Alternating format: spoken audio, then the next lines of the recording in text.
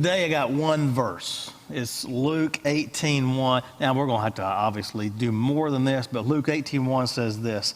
Then Jesus told his disciples a parable to show them that they should always pray and not give up. Luke 18:1. So that introduces, we're not going to read through the parable, but I just got to tell you this passage, it brings back to my mind something happened in the early 1990s. I can't remember in graduate school what semester it was, but it was a preaching class. And I do remember Charles Killian, who was our professor at the time. He had been an advisor on a play I had done earlier in the late 80s there at grad school. So I had known this professor and loved him.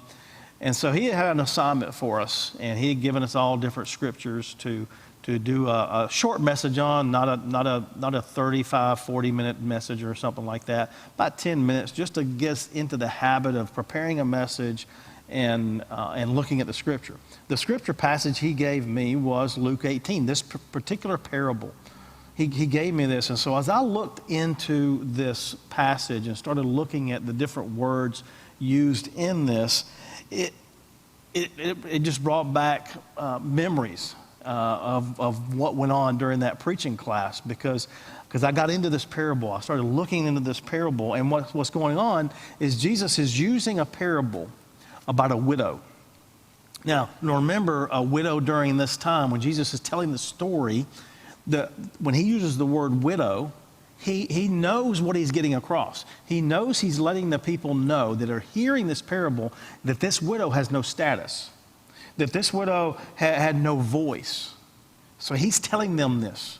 Okay, he said, we have this widow who goes before a judge, and he actually says this is not a very good judge. He's just a judge.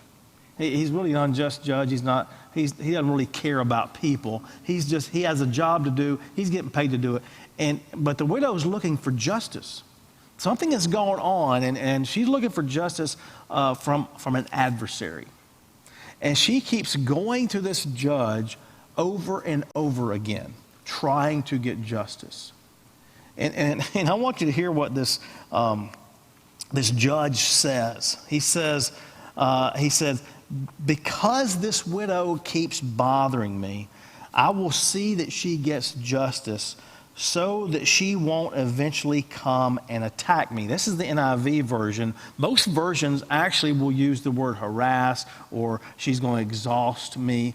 But what this word actually means, NIV gets pretty close, but when he says he's going to give her justice because she keeps coming back and she is attacking him, basically saying, he's saying she's eventually going to give me a black eye. That's what that word literally means. That word attack there, it literally in Greek means to give a black eye. So I still remember going back and labeling my sermon at this point, black-eyed P. And then the P was persistence. The P was for persistence. But I did black-eyed P. I had no idea who Fergalicious was at the time, but anyway, that's what I labeled it. And so what this is telling us, again, this widow is going to this judge who could care less about people, and she got justice because she was persistent. So Jesus is really giving us an opposite example here, because he is saying this lady who had no voice was able to get justice for herself, because she kept being persistent.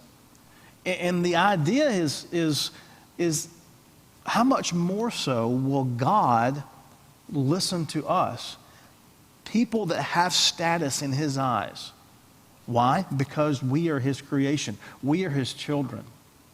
So if this unjust judge will listen and give justice to this lady, how much more so will God listen to his children who are persistent in their prayers?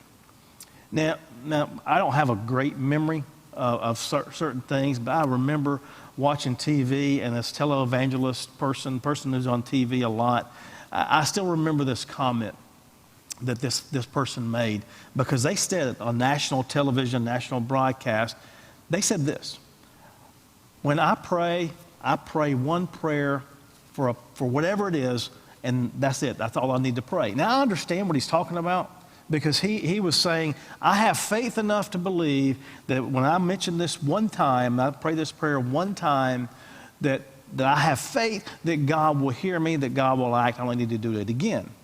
I understand where he's coming from. Don't agree with it. Understand it, because what Jesus says here is not that, right? Jesus says, be persistent in prayer. Not just say one time and I'm done. Because I just want to let you know, I don't have my phone with me at this time because I don't want it going off while we're recording. But on my phone, I got a list of prayer concerns. If I just pray for the person one time and let it go, why would I even keep it on my phone? But I don't. I pray for these concerns over and over again. So when our senior pastor was diagnosed with cancer a couple years ago, did I just pray for him once and let it go? No. When Thomas Evans was diagnosed, did I just pray for him once and let it go? No. All the time. Sandy Lisby, same way. Brad Morse, same way.